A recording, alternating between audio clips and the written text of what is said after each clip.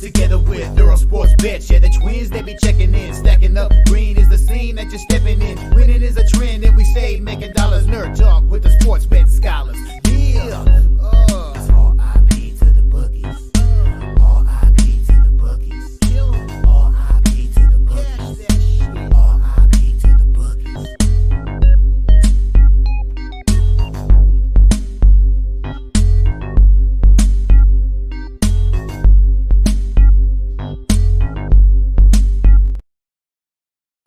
We are live. Welcome back to another edition of the Earle Sports Bet Show.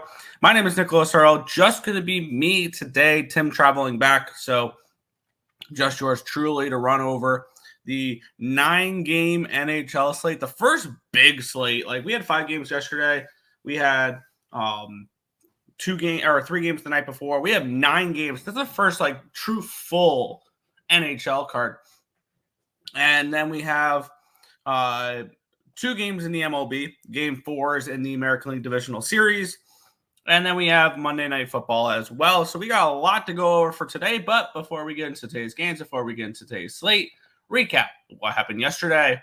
It was a fun day yesterday. I'm still waiting for hockey to get right to start the year because it's not been fun. I think I'm 1-7, something like that.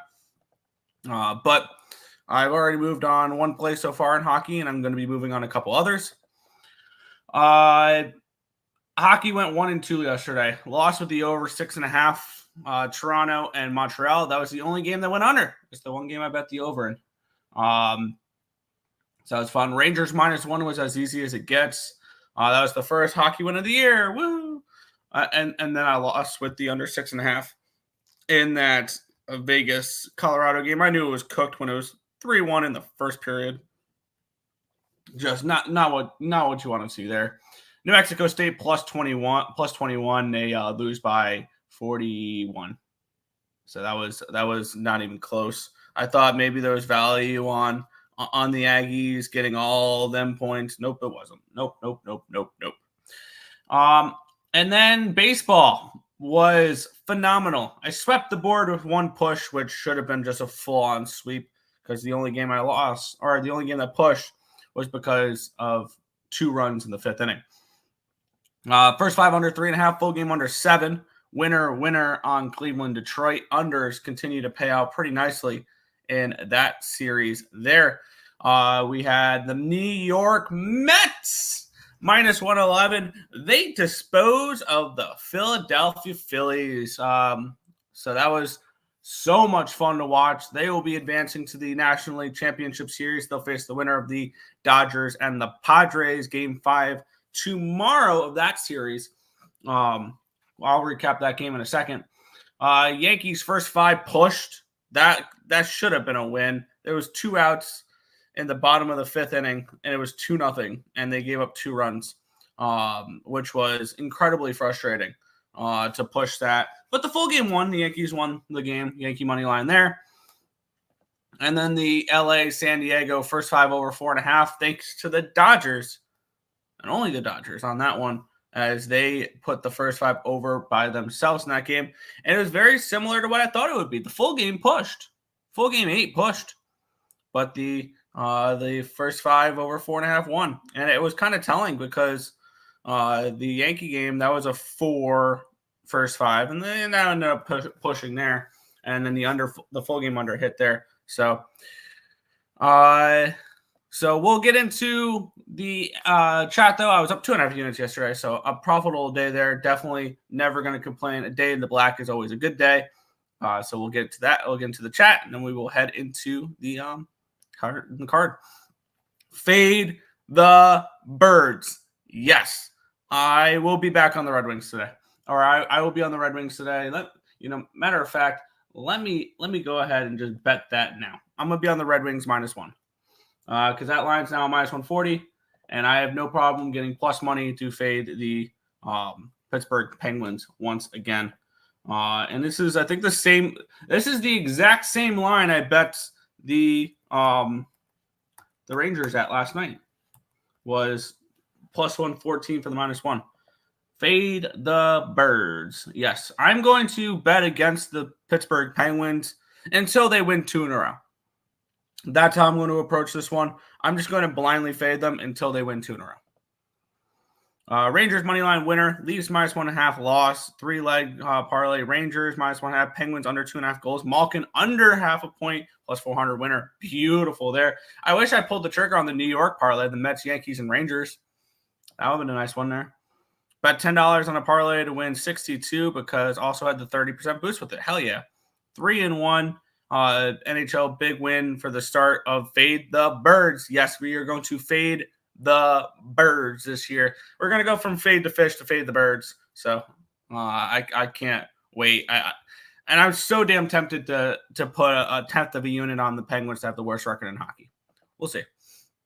Under 3.5 first 5 Indians Tigers. Under 7.5 Indians Tigers winner. Indians money line loss. It's the Guardians, but yeah. Phillies first 5 +0.5 winner. There you go. And 3-1 in the MLB.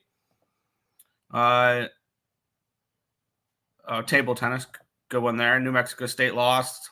7-3 altogether, up to like 7 units because of the parlay. Hell yeah, let's keep it going. Montreal. Damn it, I'm so frustrated. I stayed off the Montreal Canadiens and bet the freaking over instead. And of course, I left the Winnipeg Jets first period off my card. Of course, I left the Calgary Flames off my card. I've got to get it right, and it's just frustrating that my lean when my leans are doing well and my overall plays are not. It frustrates me. But yeah, Penguins loser. Yeah, Oilers puck line and the over 6.5 lot. That's right, it was 6-0 Jets. Flames +170, Vegas -106. There you go. Victor Olofsson +400. Yeah, hockey is the hardest sport to predict, in my opinion. I want to say the hardest sport to bet on is football, though. Like, I think the hardest sport to bet on is football, personally. Tigers money line and under 7. There you go. Mets money line, Royals money line, Padre money line over 8 pushed. Yeah. How about them Mets? Yes. How about them New York Mets? Things you love to see. Shout out to Robert 3-1 in the NHL. Shout out to the Earle Bros for the Mets money line and the Yankees. Yeah, let's get it. Let's go, Fernando. I went 6-1 yesterday. There you go. 3-3 NHL day. Thanks to the Jets, Flames, and Rangers. 10-1-1 in MLB player props. Wow. 4-1 in the MLB. 0-3 on NHL miscellaneous bets. Fair. It's hard to predict football because it's rigged. Okay. Yeah, it's definitely football. Where Red Wings in regulation +110. I'm on the -1 at +114. Love it. What's good, Nicholas Andy? Let's get into the NHL card because we have a full 9-game slate to get into. And damn it, I need to get right in the NHL. This is ugly. This will not stand. I will not stand for that this year. It is time we get right in the NHL. And we have a big card to do so. So let's get into it. We have the Florida Panthers and the Ottawa Senators. We have the Panthers -130 road favorites, total of 6.5 in this game. Let's take a look at the line history in this spot here, where we have this line opened up at a 130. It's a 129 for the Panthers. Line opened up at a 6.5 -101, so 6.5 -102. So a 1 cent line movement towards the over. Let's take a look at the cash flow. 87% of tickets, 88% of the cash is on the over, or on the Panthers. 73% of tickets, 89% of cash on the over. Lines moving towards the over here in this one. We have the Florida Panthers. They're coming in. They're 1-0 on the year. This is the Ottawa Senators' first game of the year, the home opener. Now, that's one thing I kind of should have taken a look at. Is what is a team's record on their first game versus a team that has already played a game? Because I think the team has already played a game. That's an advantage, especially when you looked as good as the Florida Panthers did. And I'm not super high on this Ottawa Senators team. Let's get into what this Ottawa Senators team did and what they're going to look like. We talked about the Florida Panthers a couple days ago when we broke down the Bruins game there. Let's get into the Ottawa Senators now. who made a few moves in the offseason. Tim Stutzel is going to be your top line center with Brady Tkachuk and Claude Giroux. They have Josh Norris on the second line with Drake Batherson and Ridley Gregg. Shane Pinto on the third line with Michael Amadio and David Perron. Adam Gaudette with Nick Cousins and Noah Gregor on the fourth line. Their blue line looks interesting. Jake Sanderson with Artem Zub. Thomas Shabbat with Nick Jensen. Travis Harmonic with Tyler Klevin. Their goaltending situation this year is improved from what it was last year. Linus Ullmark's going to be your starting goaltender for the Ottawa Senators this year. Anton Forsberg is your backup. And for me in this game, it is Panthers or nothing. If I'm looking at the side of this one, I truly believe the Panthers are, the Panthers didn't really lose much in the offseason other than really Brandon Montour was their big loss, really. And there's a team that has come in. They look good again. I'm going to have to need a good reason to bet against the Florida Panthers. And the Ottawa Senators are not a good reason. By the way, also, for those who care, 5 straight wins for the Florida Panthers against this Ottawa Senators team, 9 of their last 10 games. This is Panthers or nothing for me. Would be the only way I would look in this game.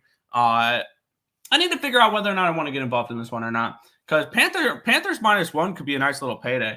Plus 116 for the Panthers -1 is kind of interesting there. Get a nice little plus money price tag with it. I do think the Panthers win this game. It's a lean for me at the moment. We'll see. We'll see, though. I do think the Panthers are legit again. So there we go. Sens money line. Fair. Panthers -105 on Hard Rock. Are we back in the champs? I would only look in that direction. Since we're overhyped last year, I feel like this has been going on for 2 to 3 years now. Yep. Drake Batherson goal. Yeah. I think I'm on the Panthers until the Sens prove me wrong. Yeah.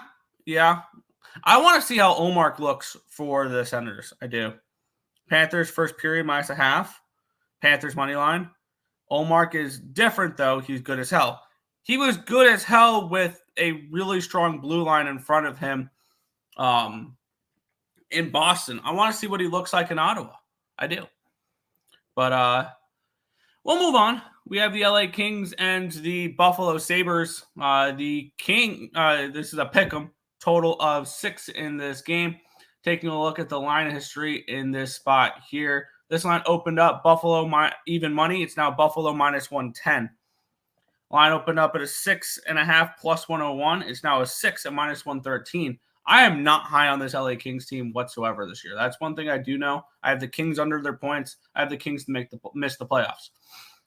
We have 67% of the tickets and 56% of the cash is on the Kings. The lines move towards the Sabres, which makes me very interested in Buffalo in this game. And 74% of tickets, 77% of cash on the over, line moving towards the under in this game as well. And Buffalo does look very, very appealing in this game. And they've had a few days off since the games in Prague, so I don't think jet lag is going to be as much of a problem here. And here's the thing with Buffalo is they've already played 2 games. So they got NHL under their belt. Granted, they didn't look good in either game. But damn it, I'm right back on the Buffalo Sabres today.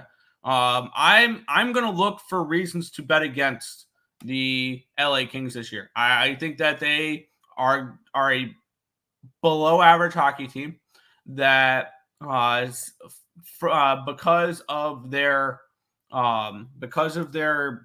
track record of being a playoff team the last few years, I think this is a team we can make a lot of money betting against this year.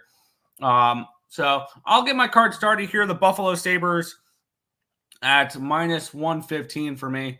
I think this line move is indicative of what they expect. Let's take a look at the I forgot to look at the Kings here in this spot because this is a team I expect to take a step down. So let's get into that. I forgot to break down what this team is going to look like. They have Anze Kopitar on the top line with Kempe and Lafreniere, which is fine. Byfield with Fogle and Fiala. Fogle, I don't think should be a top 6 forward. Then Philip Deneau with Trevor Moore and Tanner Jeannot. That could be a decent third line. And then Alex Turcotte with Akil Thomas and Andre Lee. Mikey Anderson and Jordan Spence is on your top line for defensemen. I don't think Jordan Spence should be a top pairing defenseman at the moment. I don't think he's ready for it. And then Vladislav Gavrikov with Kyle Burrows, and then Brant Clark with Joel Edmondson, who can't stay healthy. It's a Kings team I think is in trouble this year. And your goaltending is Darcy Kemper and David Rittich. I don't trust either of them. I really don't. And they're going to be without Drew Doughty for a while. They're captain. They're one of the most experienced guys. They're top blue liner. He's going to be out for a while. I think this Kings team is bet against until further notice. I'm on the Buffalo Sabres at -115. Let's see. Shocker, Tim's on the Sabres money line. I'm only backing Buffalo if Devin Levi is playing. Fair. Pass. This line's very interesting, yeah. Why are y'all fans of teams you're fans of? Just curious. I thought y'all are from North Carolina. No, I was born and raised on Long Island.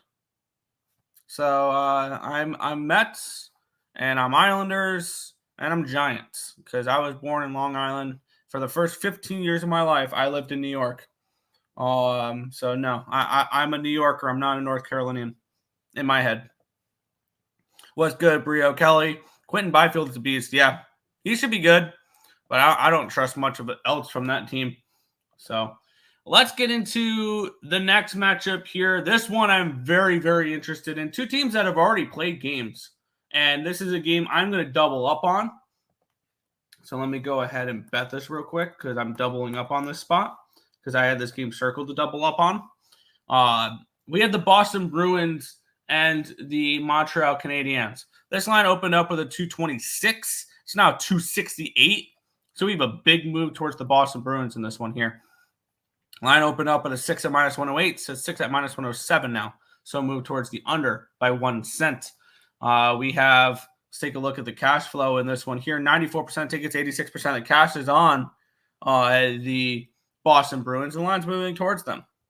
And then we have 80% of the tickets and 87% of the cash on the over. The line moving towards the under here in this spot. I want to focus specifically on the Boston Bruins in this game, because we have a really fun situational spot here that I think can lead to an absolute smash spot. The Boston Bruins opened up their season in Florida, where they got eliminated by the hands of the Florida Panthers back-to-back seasons. They looked terrible. By the end of the first period, it was 4-1 Florida. It was 5-1 at the end of the second, and they scored 2 late goals to make that game look respectable. That game was 6-2 with a little over 3 minutes to go before the Bruins scored 2 quick ones to make it 6-4. On the flip side, we have the Montreal Canadiens coming in off of a massive win against a rival in the Toronto Maple Leafs at home last night. Samuel Montembeault had 48 saves in a shutout. They looked awesome. Their goal contribution was none other than Cole Caulfield from Doc and Slavkovsky. And here's the thing. Montreal won that game, and they won that game strictly because of Samuel Montembeault. 48 saves in that shutout because they were outshot 48-27. They were massively outplayed in that game, and now they hit the road, and they're big dogs once again.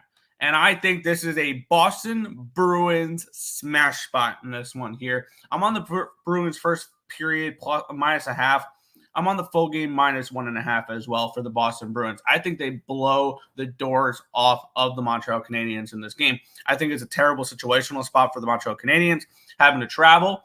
And I highly doubt they put Samuel Montembeault back in between the pipes again tonight after last night. So that means we're going to be able to see in net Caden Primo. I think the Boston Bruins can score against them pretty well.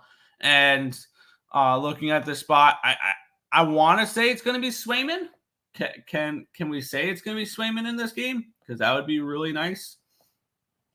If it is Jeremy Swayman, because I do not want to back Jonas Korpisalo. But on the flip side, I'm not overly scared about backing Jonas Korpisalo because this is a goaltender that, I mean, he's not looked good in the past, but you just get lit up in your first game with a new team. I expect you to show up in the second game. So either way, if it's Korpisalo or Swayman, I'm fine with the Bruins. I think this is a spot where they go out there and they get their anger out against a Montreal Canadiens team that is coming in off of a really satisfying win against the Toronto Blue Jays. Yeah, Toronto Maple Leafs yesterday. So I'm on the Boston Bruins. I got the first period -0.5 plus 120, full game puck line -108 for me.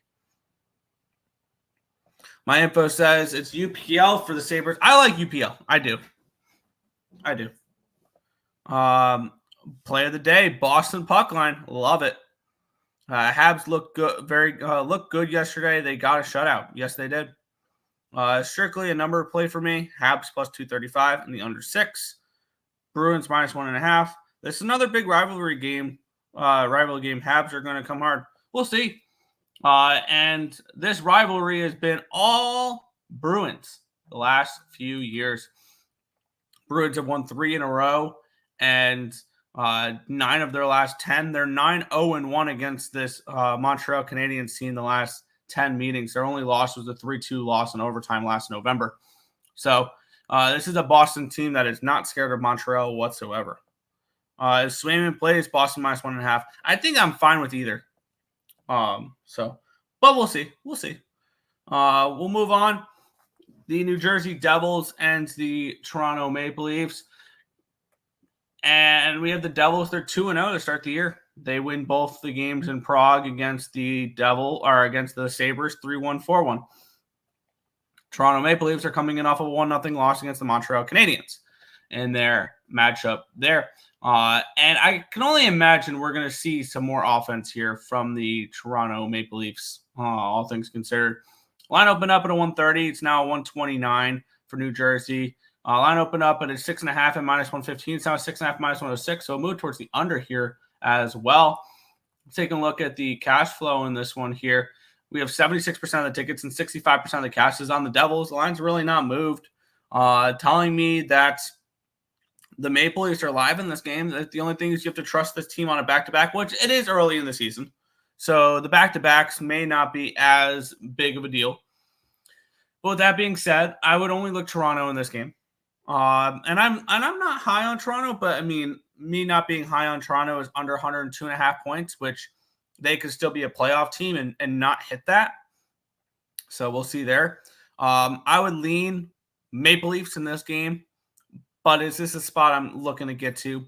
No, not particularly. So it's a pass here. I want to see what Hillerby looks like because I can imagine it's not going to be because Wool is hurt and it's not going to be Stolars again is my guess. So it's a pass for me. I would lean Toronto, but no play. Habs give Leafs problems, not Boston. Yes.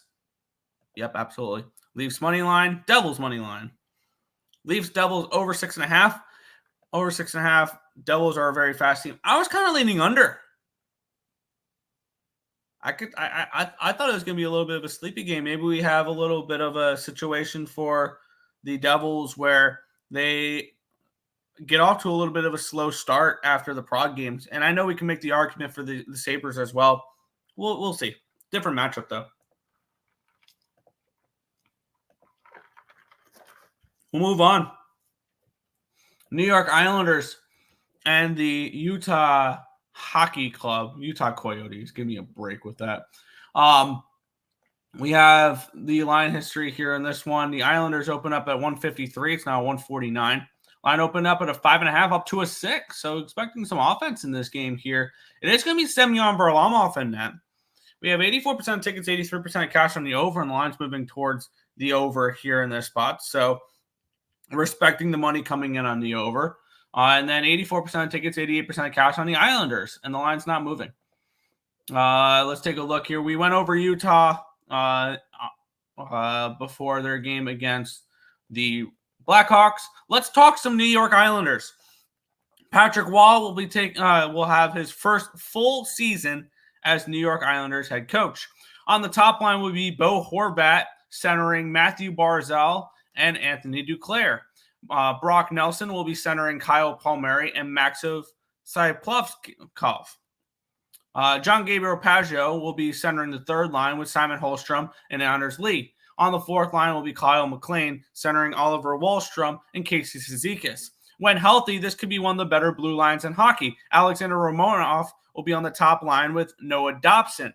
Ryan Pulock and Adam Pelech have been one of the best defense pairings over the last few years when healthy. And then Scott Mayfield and Mike Riley round out a pretty solid blue line for this New York Islanders team.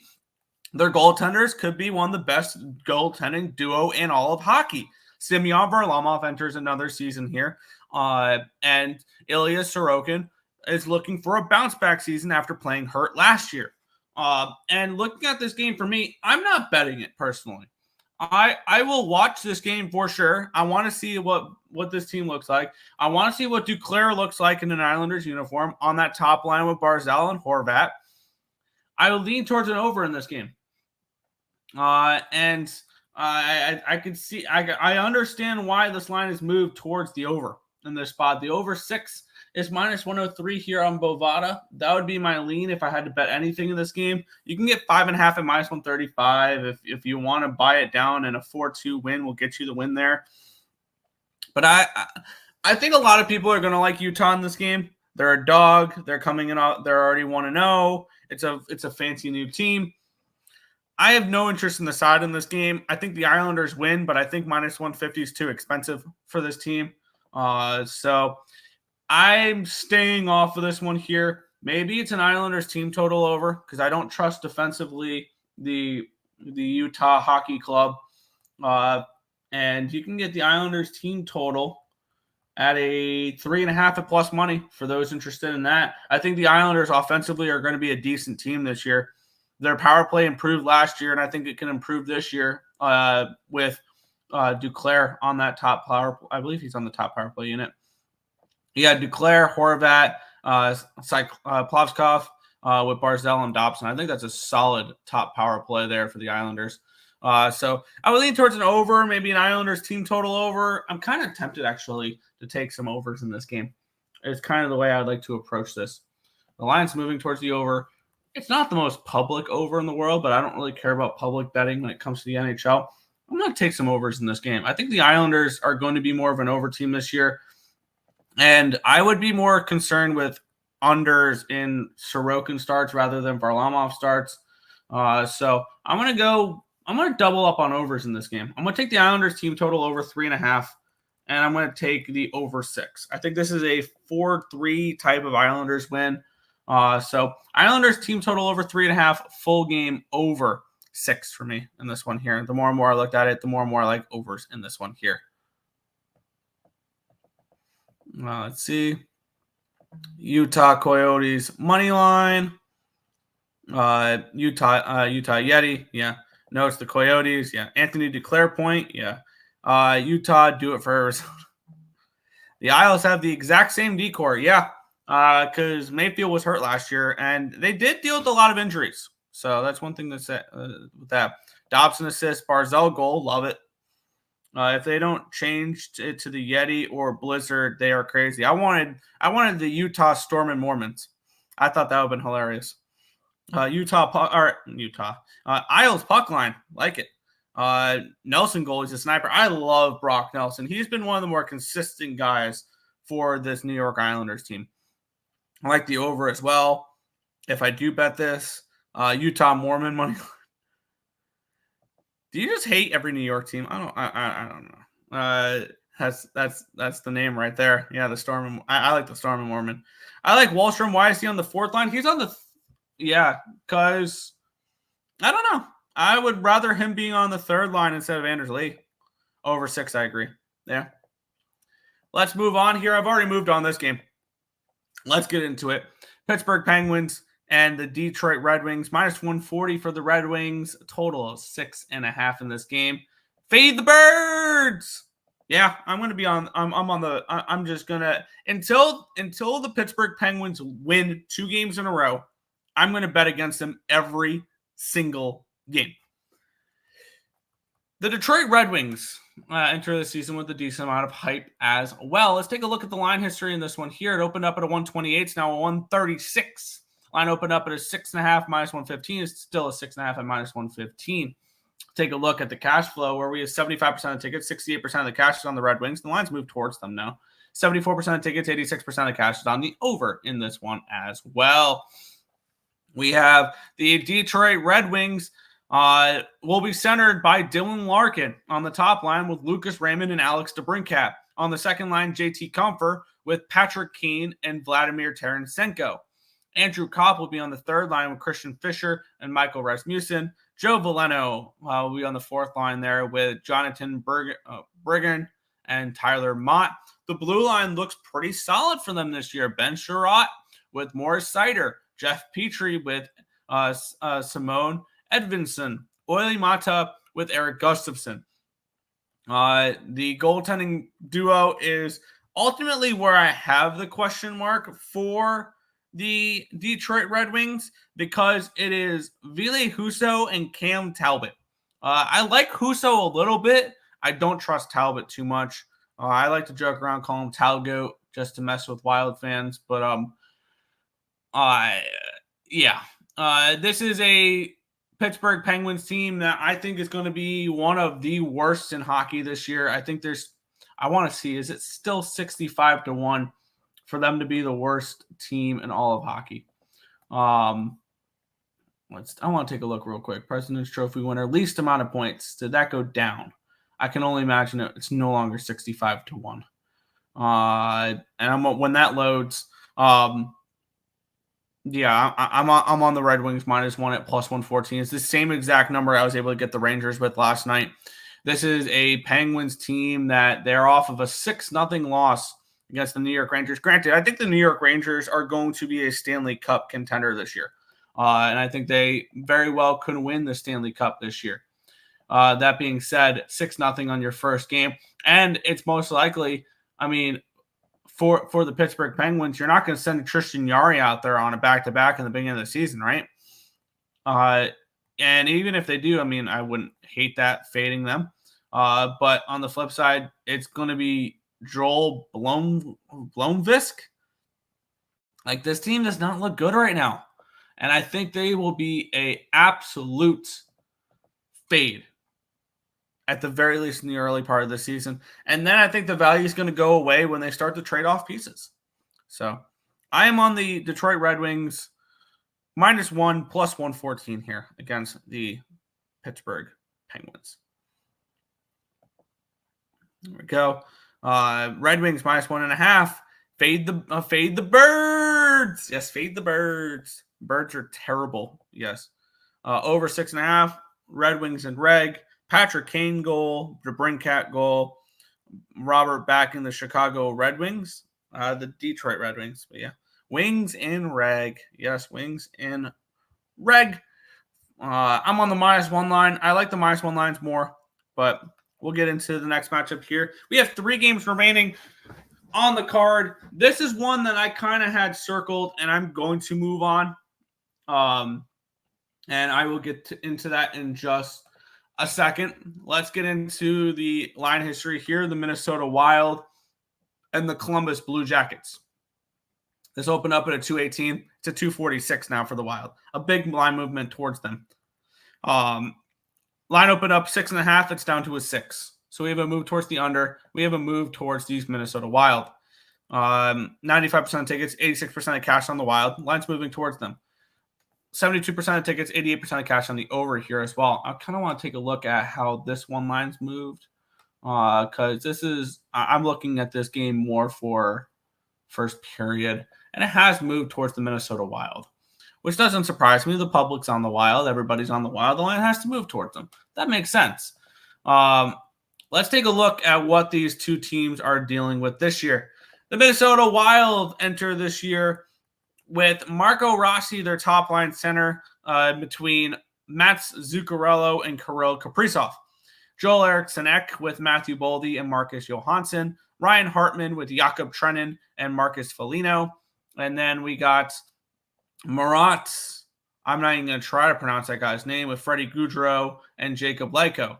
On the blue line, Jonas Brodin. That's who I thought was the Wild guy yesterday. That's TJ Brody. I was thinking Jonas Brodin.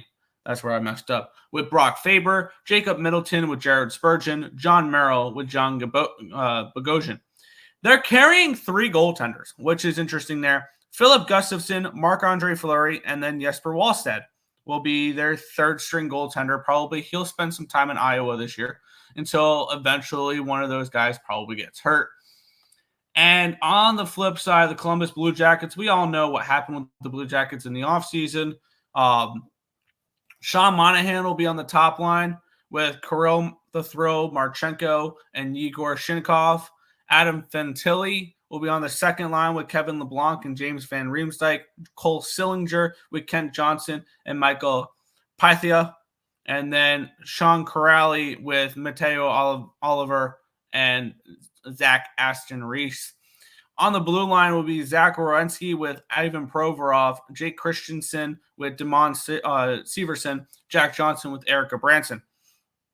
The goaltending situation is going to be, once again, Viva Columbus with Elvis Mers-Leakins, and Danil Tarasov. They're going to be starting the year with no Dmitry Voronkov.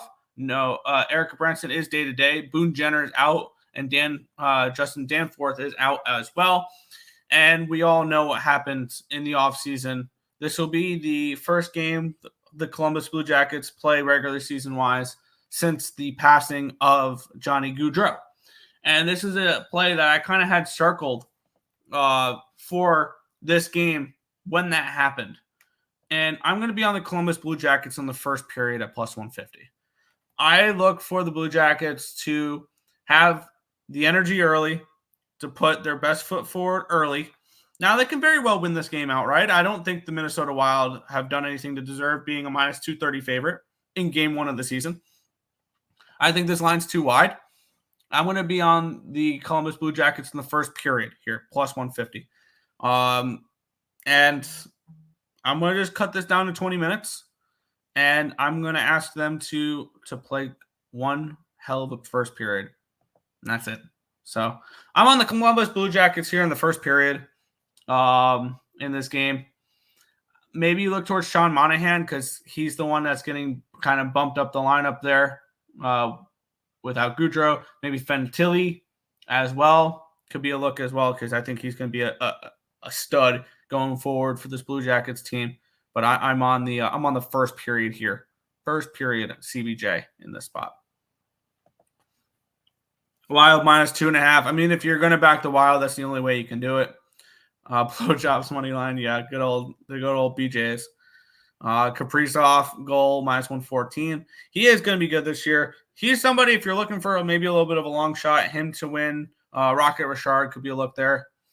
Where's Terry at? I don't know. He doesn't watch our shows anymore. Columbus money line. Sorry, Terry. Pass. Brock Faber point. Play of the day for me. There you go. Isn't it so nice? Hour plus shows are back because fall sports are here. Just wait for when basketball comes. Hour plus shows are back. We've been doing hour plus shows. Baseball has been hour and a half shows. Baseball takes up a lot of time. So I mean, I don't know where you've been, but baseball shows are longer than the fall shows. Unless it's like a massive, because you got to think a full hockey slate on a Saturday is what, 12 games, 13 games. That's a smaller baseball card. It's 13 games, 12 games. That's a light slate in baseball. So, but yeah, I'm adding Tage Thompson. There you go. Rasmus Dahlin assist plus 150. Sorry, I'm just a baseball hater in the regular season. That's fair. Player props are better than picking sides. They can be. I am not a player props guy just because I don't spend the time on it. But I mean, I feel like if I did, I would be pretty decent with it. I need more time. Playoff baseball is cool. I love playoff baseball here. And we'll be talking playoff baseball in a few games here. But first, we have 2 games left in the NHL card. The Dallas Stars and the Nashville Predators. In this one here, the Stars -115 pick'em road favorites with a total of 6 in this game. Line opened up at a -106. It's now 114 for Dallas. So we have an 8-cent line moving here towards the Dallas Stars. Line opened up at a 6 at -108. It's now a 6 at -120. So we do have a move towards this over here as well. 82% of the tickets and 93% of the cash makes sense for this line to be moving that direction. 55% of the tickets are on the Stars. 48% of the cash is on the Stars. And the line's moving towards them. So kind of a split card there with the line moving towards the Stars is kind of interesting there. Let's take a look at what these 2 teams are going to look like. We have 2 teams that made the playoffs last year. The Dallas Stars fell in, I believe, 6 games to the Edmonton Oilers in the Western Conference Finals. They will be centered by Roope Hintz. Logan Stankoven's going to get some time on the top line there with Jason Robertson as well. Matt Duchene with Tyler Seguin and Mason Marshman on the second line. Wyatt Johnson starting on the third line with Evgeny Dadonov and Jamie Benn. Oscar Back will be with Colin Blackwell and Sam Steele on the fourth line here in this spot. I think that the way these lines are sets up for some nice value here. I'm going to take a look real quick with this lineup here with the Stars, because where's Logan Stankoven? Are they not even offering a point prop for Logan Stankoven? He's on the top line. What is Bovada doing? That's annoying. Oh, well. But if you can find Logan Stankoven props, I mean, he's on the top line with Hintz. I think he's going to have some nice opportunities there. Still Jason Robertson. He's -200 for a point, though. And Roope Hintz is -125 for a point in this game. That's crazy. That's wow. That's And then let's flip to the other side, where we have the Nashville Predators, which is getting a lot of hype heading into the season for good reason. They made some moves in the offseason. Their top line is going... why is this being so... There we go. Their top line is Ryan O'Reilly with Gustav Nyquist and Philip Forsberg. Tommy Novak will be centering a brand new line here in Nashville with Jonathan Marchessault on one side and Steven Stamkos on the other.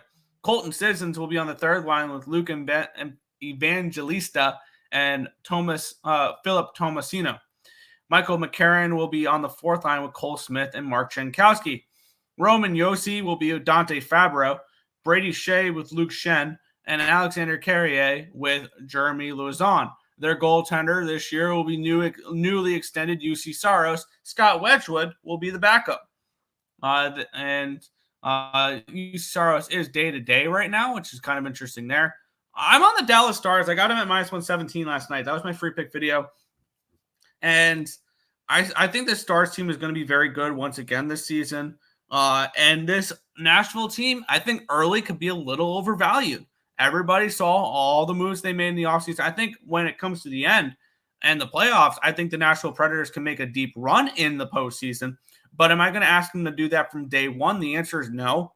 I like Dallas in this spot, -117. I thought that was a nice price for them here in this spot. I would have probably had them in the 130 range because I still think the Stars team is a Stanley Cup contender this year. Let's not get it twisted. This is still a team that has made conference finals back-to-back years and is coming up short. I think this is a team that can make it to the Stanley Cup this year, the Dallas Stars. So I am on the Stars at -117 in this game. In this spot, maybe a small lead towards an under in this game, but not anything I'm betting there. Stars money line. Yeah, this game is going to be crazy. Love it. Over 6. Morning. How about them Flames? Yeah, the Flames got the job done. Never in doubt for you guys there on the Calgary Flames last night. Dallas money line. Stankoven goal. Robertson goal. Love it. Roope Hintz assist at +175. For a point, he's -125. I couldn't believe that. Brady Shea +175. Over 6. Stamkos goal. Yeah, I'm taking Nashville plus 101. That's fair. Fade me. That's cool. Over 6.5 at even money. I'll take it. I can get 6 at minus 122. I would look towards that direction in that spot. We'll head to the final game, though, on the card, the San Jose Sharks and the St. Louis Blues. This will be the Blues' second game. They win their first game of the season against the Seattle Kraken. Now they head to San Jose for this one. Line opened up at a 163. It's down to a 156. Line opened up at a 6, minus 108. Still a 6 there at minus 108. We have 86% of the tickets and 78% of cash on the Blues. The line's moving towards the Sharks. The Sharks look very, very appealing in this game here. Maybe it's a first period play. Maybe it's just a full game play. I don't know yet. 80% of the tickets, 91% of the cash is on the over in this one here as well. I want to take a look at what the difference is between the first period and the full game. First period for them here is plus 120, full game plus 135. And it's nothing different for the Blues. It's minus 160 first period and minus 160 full game. I kind of want to take the Sharks in the first period here at plus 120. Let's get into it here. We talked about the Blues before their game against the Kraken, what their lineup's going to look like and everything along those lines. Let's get to the San Jose Sharks here. And the big question mark is Macklin Celebrini. He's going to be on the top line with Tyler Toffoli and William Eklund. On the second line, Will Smith with Fabian Zetterlund and Michael Granlund. On the third line, Alex Wenberg with Luke Cunnin and Barclay Goodrow. Nico Stern will be centering the fourth line with Ty Dellandrea and Daniil Gushin. On the blue line, Jan Ruda on the top pairing with Mario Ferrero, Jake Wallman with Cody Ceci, and then Henry Thurn with Matt Benning. Their goaltending situation here this year is Mackenzie Blackwood and Vitek Vanacek. And I wouldn't be surprised if we saw some Yaroslav Askarov this year for the San Jose Sharks as well. Mackenzie Blackwood will be getting the start.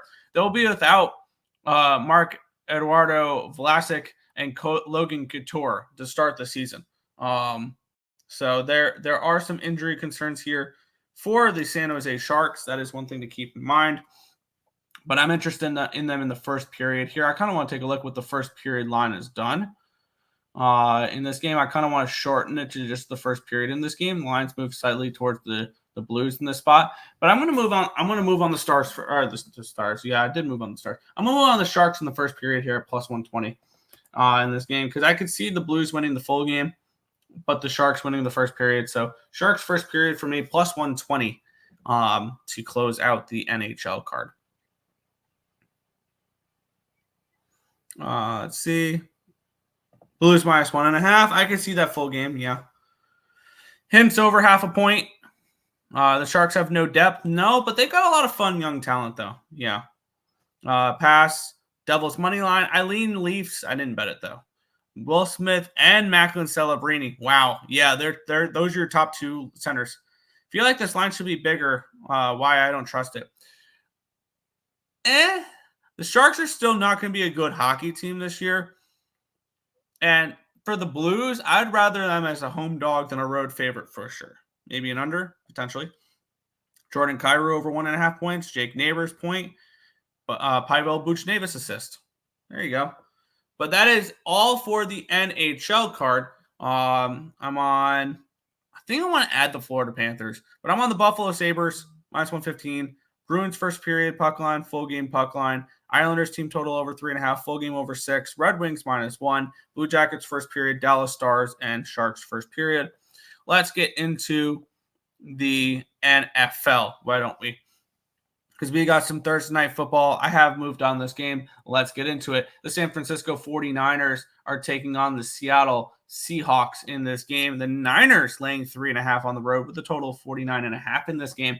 I'm kind of tempted to add some of the over in this game as well, or maybe some team total over in this game. Let's get into this matchup. This line opened up at a look-ahead line was a 39. Opening line was opening line was a 3.5. Look-ahead line was 3.5. My bad. Let's try this again. Look-ahead line 3.5. Opening line 3. And now it's a 3.5. Look-ahead line 48.5. Opening line 46. It's up to a 49. So a big move towards this over here as well. Let's take a look at the cash flow in this one here, where we have the 60. There we go. 75% of tickets, 78% of the cash is on the 49ers, but the line's gone from a 3 to a 3.5. It's moved over that key number of 3. And then we have 69% of the tickets, nice, and 66% of the cash is on the over, and the line's moving towards the over in this one here. So not an overly public over, and the market's respecting it, which leads me to believe we potentially see points in this one. Let's take a look at what these two teams have done this year. The 49ers are 2-3 straight up NATS heading into this matchup. They're coming in off of a loss against the Arizona Cardinals, which isn't going to sit right with them. They were up 23-13 at halftime. And then they get blanked in the second half. 23-10 in that, 23-10 at halftime. And then they get blanked in the second half. On the flip side, we have the Seattle Seahawks, who started the year off 3-0 against Denver, New England, and a 2-less Dolphins team. Now, I thought at that 3-0, they were the most fraudulent 3-0 team in the league at the moment. And then they lose to the Lions 42-29, and then they lose to the Giants as a full touchdown favorite without Malik Neighbors, without Delvin Singletary. They lose that game 29-20. And it could have been worse. They had a fumble 6, the Seattle Seahawks, where they scored a touchdown when the Giants were 4th and goal at the 1. And the Giants fumbled, and the Seahawks returned it 99 yards. So if this was, this game could have easily been a 17-point game loss for the Seattle Seahawks. I don't think the Seahawks are very good. The Niners have won 5 in a row in this matchup, and they've covered in 4 of those. The only game they didn't cover, they were 14.5-point favorites, and they won by 12 last year in the second game. I am on the 49ers minus 3.5 in this game, and I'm tempted, and I'm going to add the team total over here as well for the Niners. I expect them offensively to be able to put up points at will against the Seattle Seahawks team. I get it. It's a short week. The travel's not crazy from San Fran to Seattle, and maybe San Francisco needed to get out of San Fran after that loss. And I think hitting the road will be a good thing for this Niners team. And I think we might see a 4 later today. I think we might see 4s later today. I'm going to take a look what this team total over is for the 49ers. I want to see if it's a reasonable number. 25.5 minus 130. I'm going to add that here. San Francisco team total over 25.5 minus 130. I think this is something along the lines of 28-21 type of game. And that's where I'm going to go for this one here. Niners team total over 25.5 and the minus 3.5 for me in this game. I think the Niners take care of business, and I think this is a Seahawks team that we can start to fade more. And I wish I did last week with the Giants, but I won't make that mistake again here. I faded them against the Lions, and I'm going to fade them here against the Niners. Let's see. Go. 14-3-1. Missed out on a win by listening to the market instead of myself. Chose Guardians instead of Tigers. Under 3.5 yesterday. Made me mad. Damn. San Fran smash and game total over. Love it. San Fran minus 3.5. Primetime unders are my only bet. Are my only NFL bet. Plus fade the Panthers here and there. Under 49.5. I can see a game where the Niners win this one 30-14 or something along those lines. DK Metcalf over 63.5 receiving yards. San Fran team total over 24.5 in first half money line. Kittle over 12.5 fantasy points. Deebo Samuel over 14.5 fantasy points. Walker over 59.5 rushing yards. There you go. Seattle ain't making the playoffs. Teams have figured them out. Yeah, I think so. Jordan Mason over 87.5 rushing yards. I like it. Morning, Nick. What's good, Untouchable? No Tim today? Nope. He's traveling back to Raleigh. Juan Jennings over 30.5 receiving yards. Good luck? Maybe. Potentially. I'm actually on board with that because he's looked like one of their better receivers. Absolutely. Congrats to the Mets. Yeah. Mets look good, and it's been such a fun ride. 30-29ers. I can definitely see that. taking Nerfies again in baseball. I have moved on unders in the Cleveland game, so we will be talking about there. But yeah. Just need the Royals to advance, which is not looking too hot after yesterday. I do have the Yankees to win game 1 and the series at -125. I did expect them to take care of business. Yankees in 4 was my prediction in that one. So it was Mets in 5, San Diego in 4, Cleveland in 5, and Yankees in 4 was my predictions for this round. My fallback is, of course, Padres to get rid of the Dodgers. Yeah, and I hope they do. And we'll be talking about that game tomorrow. But we'll move into the MLB. Nope, wrong one. There we go. That's a beautiful record right there. Playoffs have been so much fun, and I am really, really loving it. Let's get into it here. The Detroit Tigers looking to clinch a spot in the ALCS against the Cleveland Guardians here in this spot. The Guardians are -120 favorites, though, with a total of 6.5 in this game. Such a low total. But with that being said, I am sticking to my guns with this series, which I'm 4-1-1 in this series, betting first 5 and full game under every single game. So spoiler alert, I'm on the first 5 under 3.5. I'm on the full game under 6.5 in this spot here. Let's get into it. Tanner Bybee, and I'm guessing Reese Olson with pitching chaos. Line opened up at a -119 for the Guardians. It is now a -120. Line opened up at a 7 and even money. It's now down to a 6.5. And this one here. Let's take a look at the cash flow in this one here. Guardians and Tigers. We have 52% of the tickets and 88% of the cash on the Cleveland Guardians. The line's moved a penny towards them. And then we have this line opening up. All right, and we have 62% of the tickets, 65% of the cash is on the over, and the line dropping from a 7 down to a 6.5, and the lines continue to move towards the under there with a 6.5. I think Tanner Bybee shoves in this game. Tanner Bybee, so far this postseason, he's pitched once. He did face this Tigers in game 1. He went 4 2/3 innings, gave up no earned runs on 4 hits, 1 walk, 6 strikeouts. He did throw 76 pitches in that game. Then on the other side, we get Reese Olson in pitching chaos. You know I love the pitching chaos, especially for unders. Keeps the Guardians on their toes. They don't really know what to expect. Now, granted, that the Detroit Tigers have gone through a decent amount of their bullpen. And that's one thing that I am going to quickly get up here, which does make me a little bit nervous, but not overly too nervous here in this one. Let's take a look at what the bullpen usage has been for these Tigers as this loads, because they have gone through a lot of pitching chaos. But overall, I mean, Ty Madden hasn't thrown since Saturday. Gunther threw 11 yesterday. Holton threw 11 yesterday. Vest threw 20 yesterday. I think they'll all be available. And Bo Brisky threw 27. So that doesn't concern me too much.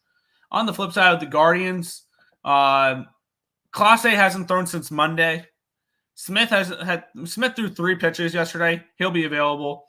Sobrowski had threw 28. He probably won't be. Herron should be available, who threw 14 yesterday. Morgan threw 18. Walters threw 16. Gaddis hasn't thrown since Monday. So I think this is a pretty rested Guardians bullpen. And this Tigers bullpen, I think, can still go out here and shove. And once again, I've loved this. I've loved almost every inning of this series other than inning number 1, where the first inning of the series, where it was 5 runs in the first inning for the Guardians. After that, it's been nothing but pitching, and I've absolutely loved every minute of it. And I'm right back on unders in this game. First 5 under 3.5, full game under 6.5. I will bet unders until unders don't hit no more. So unders 3.5 and 6.5, first 5 and full game. Under. Yeah. Tigers money line looking to wrap it up. Them gritty tags. I kind of think this heads back to Cleveland for game 5 and the Tigers winning game 5 now because they got Tariq Skubal waiting there. Wednesday hockey was not kind. Rangers and under 6.5 as well as puck line.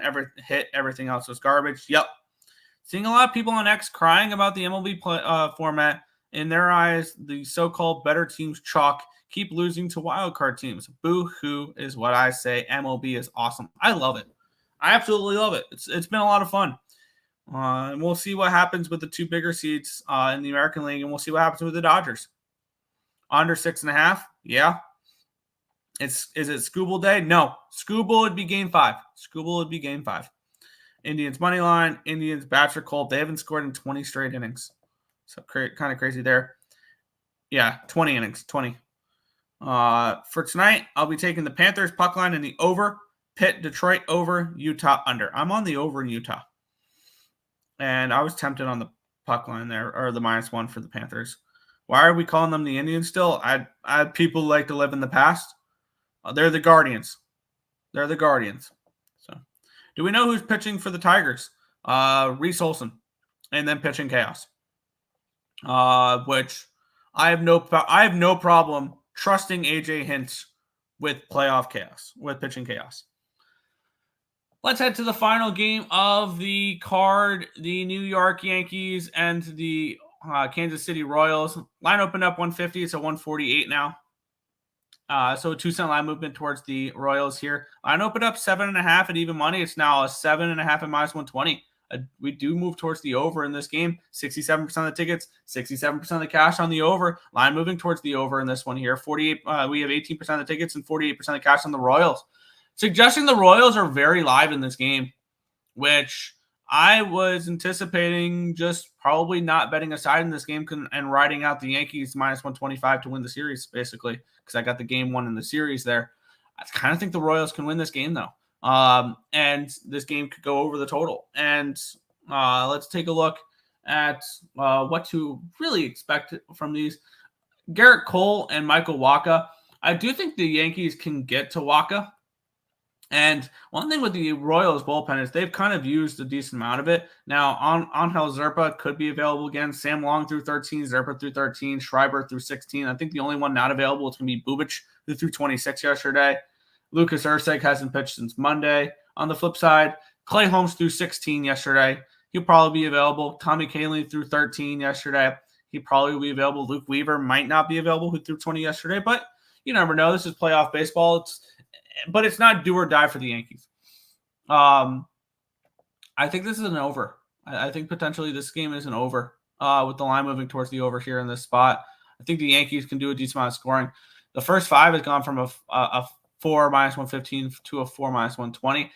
And I could see, and with Kansas City, it's a very hitters-friendly ballpark. Granted, the game finished 3-2 yesterday, but I think I want to double up on overs in this game.